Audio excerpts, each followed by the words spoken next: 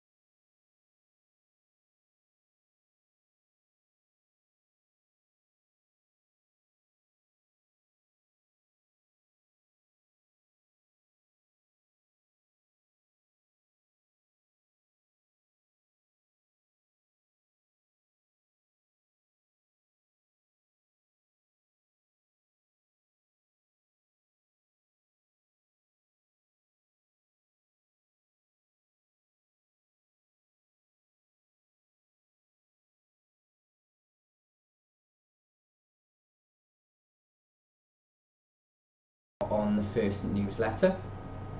And we are actually looking for schools who'd like to be featured. So if you would like to be a case study on the newsletter, please get in touch with your local pioneer. Let's have a look at the... I think the audio dropped out for quite a period there. Do you want to just recap on the sure. resource and where it can be found and what it is and who created it? So this is the Digital Pioneers have created a newsletter, and we're releasing it through our Twitter page, which is DCF_Cymru. And so the first page is just generic information on how to use the tasks. And the second page then is 10 task ideas, very generic, not linked to a particular key stage, not linked to a particular topic. You can just take them and you can run with them in your class. And then on the final page then we've got 3 case studies. From all over Wales we have Welsh language, there are going to be case studies from foundation phase up to key stage 3, and on all sorts of topics. So you can just play those videos and have a look to get some ideas for your school. So this newsletter will be released the first week of every half term. So follow DCF_Cymru and you'll have access to those newsletters. And I hope they're really useful for you. Okay, so the next thing is to share a resource that lots of schools have seen, but lots of schools aren't aware of. And I know many of you were looking at digital competence at the moment and thinking about mapping the curriculum. So what has been released on Learning Wales, and if you have a look at the digital competence page on Learning Wales, you'll see down here the curriculum mapping tool for primary and secondary. So it's free for everyone. So if I just show you what it looks like, and then I'll talk to you about how we've used it in our school and how it can help you plan the curriculum. So there's tabs here for every single year group. And if you go along, you've got all of the skills here. You've then got subjects you can change, and just a little space to write a very, very brief overview of the activity. And once every year group has done this, then you get a really useful overview. And what this overview does is tell you exactly what skills have been taught in the year groups, but also what subjects they've been covered in. And it just gives you a really good overview for the whole school, and is a really easy way of tracking. Now, the way we use it in our school is at the end of every term, the teachers fill it in, and so we know what we've got to cover in the next term, and also where training needs are, and also where there may be gaps in particular subjects, because digital competence should be through all subject areas, so you get a really good idea. I mean, the way we used it was we uploaded it to our Office 365 so that all the staff could work on it exactly the same time. What you don't want is every teacher filling it in separately, and then it's a horrible job of someone of copying and pasting it all into one document. No, we want to make sure that it's uploaded to an online drive, it's collaborative, people can access it whenever they want, and then it'll become a really valuable resource. So that's the tracking tool, and that's available for Learning Wales, and said it's available for primary and secondary, and that's available now online. With the tool itself, Arian, how do you go about filling it in? So what are you expecting? I mean, different schools are using differently. I mean, we've done it very, very briefly. So literally, I've put in the subject and the title of the activity. You know, we're not looking for masses of information here. You know, I'm very hands-on. I know exactly what all my year groups are doing with digital competence and ICT. So I know from that Instagram project, I know exactly what they're talking about. You know, we're not talking about developing a portfolio here. We're just talking about looking that you've got coverage and identifying where there's gaps, and maybe where you're covering things over and over and over again, and maybe it's thinking about, well, can we cover it in a different area? So it's up to your school. Your school might want to use it. For instance, I know another school I know of in the notes section of hyperlinked to evidence, so they're using it to build a portfolio, but that's completely up to your school. And where is the notes section? So the notes section is just along the side here, so you just fill in the title of the activity, and you can just fill in notes, and as I said, it's whatever, you know, works for your school. Fantastic. So that's the resources from the Digital Pioneers, and just some updates there. So we've had a lot of requests to talk about computational thinking. So we're going to spread this over 2 sessions. So the first session here, I'm going to be talking about a few ways of doing computational thinking in foundation phase, and we've got another one of these 2 weeks today, where I'm going to be going into Key Stage 2 and some more advanced computational thinking there. I mean, the first thing to remember is that computational thinking is not coding. They're not the same things, but computational thinking is the precursor to coding. It's all about breaking down problems. It's all about thinking about, this is my end problem, what do I need to do to get to that step? Because very often they're led through these projects, and we want them to get independent and think about, what do I need to do at each stage to get there? So we've been looking at a lot in our school, and I just want to give you an example of how we start off with teachers and teaching assistants from my school. Were very lucky to go on a course with the University of South Wales, and it was an excellent coding course, and we've been running this now through foundation phase and Key Stage 2. So I got the example of a cup of tea. So I'm going to ask my class to tell me how to make a cup of tea, and they'll tell me things like, get the tea bag. So I've got my tea bag, so I put my tea bag in the cup, and you're looking for that they're going to break down every single step, and it does get quite funny. So next thing I ask them to put in water. I mean, I won't do it here because of all the equipment. We'll have short circuits everywhere. Well, and the funniest thing, if you ask them to make squash or something like that, is they'll say, put in the water. So you put in the water, and the water keeps pouring and pouring and pouring, because have they actually told you how much water to put in? You know, if you're making a sandwich in front of the class, get them to give you the instructions. Did they tell you how much jam to put on? And either put on a tiny, tiny minuscule amount, or put on the whole jar. I mean, they'll find it hilarious, but actually the point of it is very important. When you're thinking about problems, in technology and outside, you have to be really specific about the instructions that you're giving, because once the program starts running, it's too late. You need to give those instructions beforehand. You know, if I'm asking them, they'll tell me to stir the cup, so I'll stir the cup, and I might stand there for 2 minutes stirring my cup, because did they tell me exactly how long to stir that cup for? And this simple task of making something from the instructions of the pupils really pays dividends later on.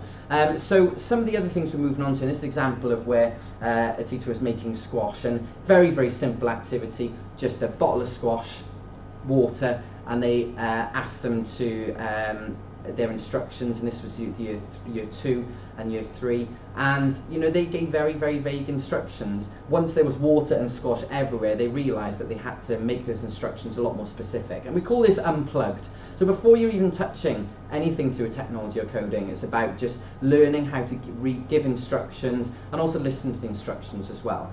So what we move on to then is something that pretty much every school has, and that's B-bots. But generally I see B-bots lying around, people not sure we know how to use them. Or what we see as well is that B-bots are used exactly the same in nursery to year 2. So they put the B-bot down, they program the B-bot to get to the end.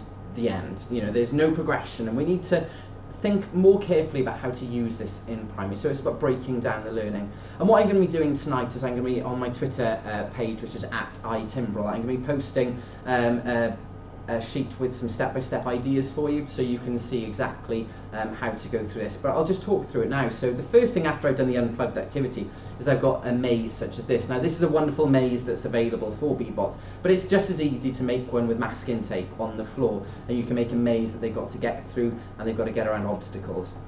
Before they even touch the B-bot, I give them cards. So I ask them, right, I want you to get the B-bot from one end to the maze to the other using only these cards.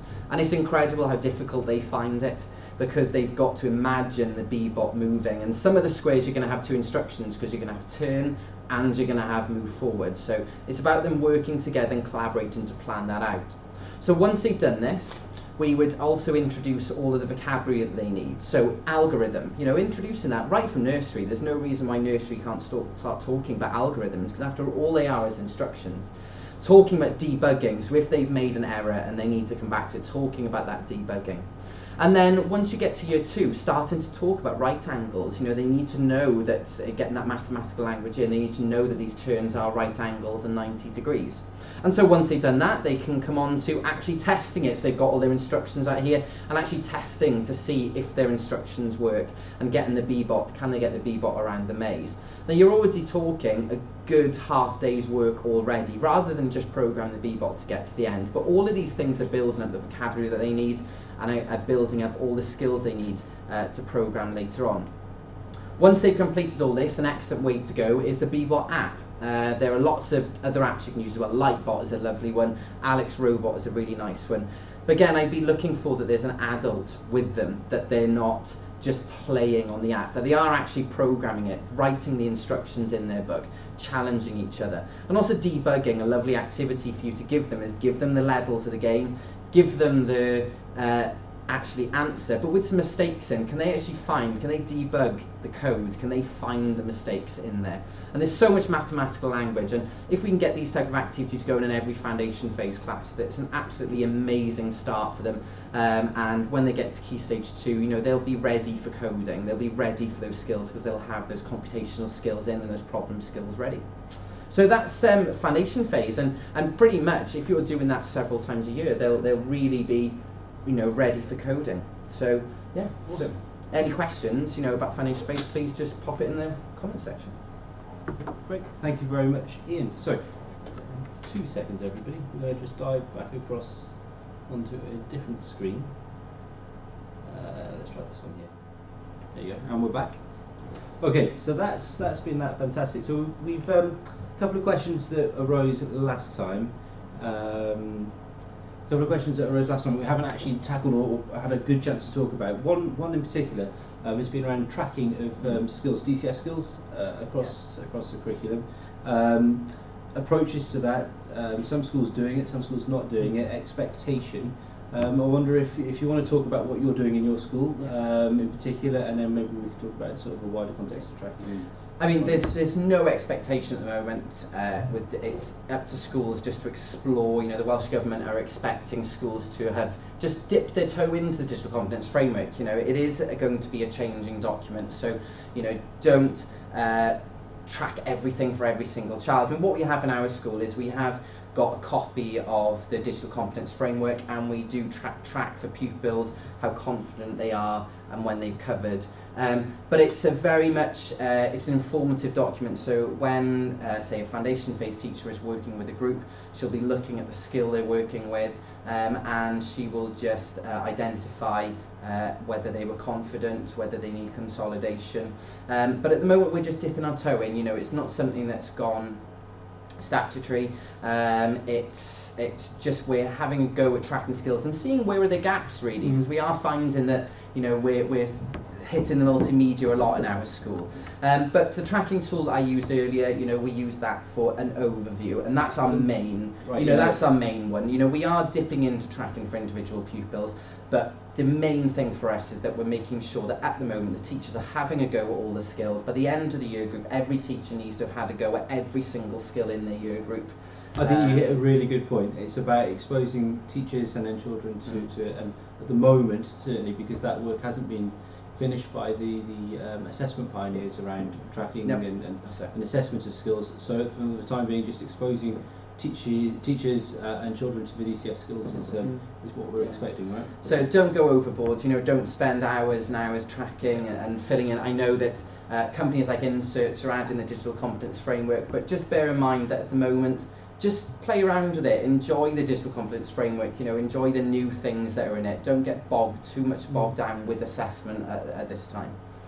Okay, I'm just racking my brains now around some of the other questions that we've been asked most recently. We've had one question around the professional learning approach, or formerly known as professional learning offer.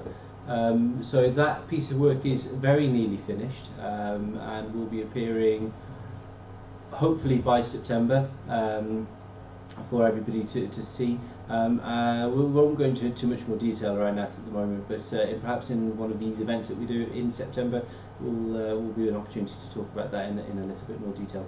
The other thing that I wanted to talk about, and I will mention briefly when I get on to looking at the Hub dashboard updates, is looking at the self-evaluation tool that's now in Hub as well. For teachers. So it was iteration one that came around out in September last year. We've now got the most up-to-date version of it, which has been tweaked and improved, and I'll be doing, if we're not today because of time, in the next session certainly we'll be looking more at the self-evaluation tool, the individual self-assessment tool. Okay, shall we move over then on to looking at Hub in particular? I can imagine Pete's absolutely, Pete Thomas from Welsh Government's watching this. I'm sure he's extremely excited about this, and I'll apologise now, Pete, because I'm sure I'm not going to cover everything, and you can send me an email and tell me what I need to cover next time. Okay, Ian, should we swap seats really quickly, if that's okay? Okay. I'm also conscious that I'm going to be logged into Ian's account here as we do this. Is this all right? That's fine, yeah. Okay. Well, so let's just go back a step, to here.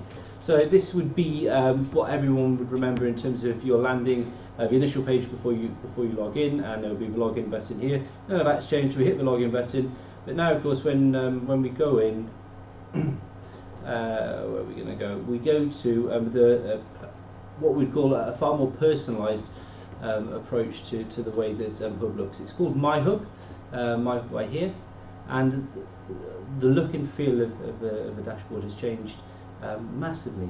So, first things first, we've got up here, we've got events and things that would be related to the individual user. Now, one of the buttons we've got here looks at user profile and the way that the user profile can be defined. So the way that Ian's profile would be defined will then relate to what's pulled through into this kind of landing page by here.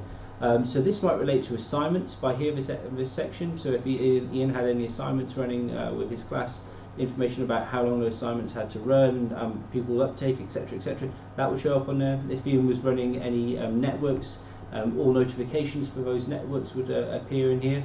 Likewise with groups and bits and pieces, all of those other bits that Ian was running. This basically, it's almost got the sort of social media Facebook feel to it. You get alerts here now, so rather than waiting for emails to appear in your inbox, we've got the alert section here, and that can be tweaked as well, so we can look at how things appear in there. We can look at when they appear, so do we want them from all time, or do we just want within the next couple of days? I mentioned there about this being a far more personal approach, so one of the key points of that being that we've got this user profile here. I'm just going to go and have a look at Ian's user profile. He's sat right next to me, so you can tell me what I should be doing. But we've got the overview, groups, conversations, subscriptions, but the important bit for here at the moment is going to be looking at customization features. So I'll go to the customization here, and I can choose the kind of interest. So if you define, so as you define your interest, so the information that's pulled through onto your MyHub dashboard page. So I'm going to put Ian down as Key Stage 2 teacher. Ian, tell me about some of the things that you might have an interest in. I suspect ICT. Well, as it's my initials, it should be. Maths, go on, finish down to mathematics. I've got to find, thank you very much. Yeah. I do like a bit of drama. Anyone who knows me know I love my costumes. Okay. So, and Welsh. And Welsh second language? Yeah. Okay, great. We can add more. And digital competence, I suppose. I think that might be there, and that's looks like that's been added really recently. Fantastic. Okay, so we'll define that, and that can be Ian's profile there. So those bits have been saved. Now, something else that you may have picked up on, we've now got a breadcrumb trail of links here, so I can quickly go back to the MyHub page, and it'll now pull through resources that relate to things that Ian has said are of interest, are going to be of more interest to him because of what's in his user profile. So a far more personal approach, really useful for teachers certainly, so that you're not trawling around, you're getting things that are relevant to you, and at any point you can go back into your profile and you can change the way that it looks. Also along that, with the customization features on there, so we've got the areas of interest, but we can also change the way the dashboard appears. So you can have what would be called the MyHub Lite dashboard. So if we just flick over to that briefly and save that, if I now go back to MyHub, just changes the way that it looks on here. So this is sort of a lighter version of it, and then you can go further into it later on. So happy with all of that so far. I don't know if there are any questions appearing in the profile thread. I'm sure Pete wants me to talk. Just a question, will the Hub landing page change again? And the answer is no, it will be staying this way for a long while now. I think so. I think Pete would probably like it to like this. Yeah, no, I think it's going to be staying like this for a little while. There are actually, this is the first wave, lots of updates coming through. This is the first of a few over the course of June. There'll be some more such ones as we go through. Okay, so that's that. Next thing to mention then is just the way some of the things have changed. So you might remember the way the black ribbon at the top here featured all of the individual apps. So you'd have J2E, Office, the 360 tool. So they've now appeared down here instead. But you can also access them by clicking on here as well. And actually a really nice way of looking at all of the materials that you have access to, so on there. A couple of other bits and changes on here. We've got the resources elements. They haven't changed as such, just the icon has changed there. We've got classes now appearing down on here as well. All the way down we've got the Hub Plus section and the Help section down there as well. We've also got an ongoing latest news sort of thread, bits of information on here, again quite useful. Certainly in my opinion, these updates are fantastic. It looks really good. Stakeholder feedback has been really important, and it's great that the guys from Hub have taken that on board and have come up with this latest version of Hub. Just the personal nature of it in particular. Okay, so I think that's probably all I'm going to talk about today. I'm just looking at the time, and I'm conscious that if this is part of a staff meeting time, then we're going to be running over. I need to talk about other things, but I can't do them right now. So in our next session, in 2 weeks' time, we're going to definitely have a look in more detail at the way playlists are now running and featuring, the way that the integration between playlists and assignments works, and also the integration between playlist assignments and Office 365. Some lovely integration bits there. I would urge you to have a dabble in the interim, but in the next session we'll have a much more detailed look at that, hopefully with a working example, a bit like we had last time from Ian. Okay, so from that point of view, in terms of Hub, fantastic updates. get out there, have a play around with it. We know the best way we learn about anything digital in terms of how it works is just to play with it. We're going to flick back and just finish off with, I don't know if we've got any more questions. We've got a couple, no, I think we've covered most of the questions on there, which is fantastic. So I would urge you not to miss out on anything, as always. There's loads and loads of materials out there. Ian's covered today the curriculum mapping tool. If you haven't used that yet, get busy using it. We've looked at the newsletter from the Digital Pioneers. Absolutely fantastic. The ideas in there are great. The videos and resources are fantastic as well. So please share those with staff. Really, really useful. We've looked at Hub and the way that that's changed and massively improved. Get engaged and start using that. Have a play around with a few of the additional tools and the functionality in it, and we'll unpick that in more detail next time. Next time we're also going to have a look at computational thinking in Key Stage 2. Indeed we are. Yeah, okay. And if there's any other questions, just get in touch with us on Twitter. Yes, and, indeed. Yeah. Okay, fab. Well, thank you very much. Thanks for your time, Ian. Thank you very much. Thank you very much for you guys for tuning in. Look forward to speaking to you again soon. Please get in touch if you do have any questions. Oh, just some very quickly, as said, how do we get Digital Pioneer newsletters? So follow DCF_Cymru on Twitter. Hang on, can we show it quickly? Very good. Yeah, I think it's still at the top. I'm not looking at the There wrong you screen go. here. Yeah, that's it. Okay, so there you go. DCF_Cymru. Follow that Twitter account. I'll in the next few minutes I'll retweet. I'll put at the top the link to the current newsletter, and that is in English and in Welsh. And hope you enjoy. There we go. Happy days. Okay, everybody. Lovely to see you all. We will speak to you soon. Take Thank you care. very Tune in for 2 weeks' time. Bye bye. Bye.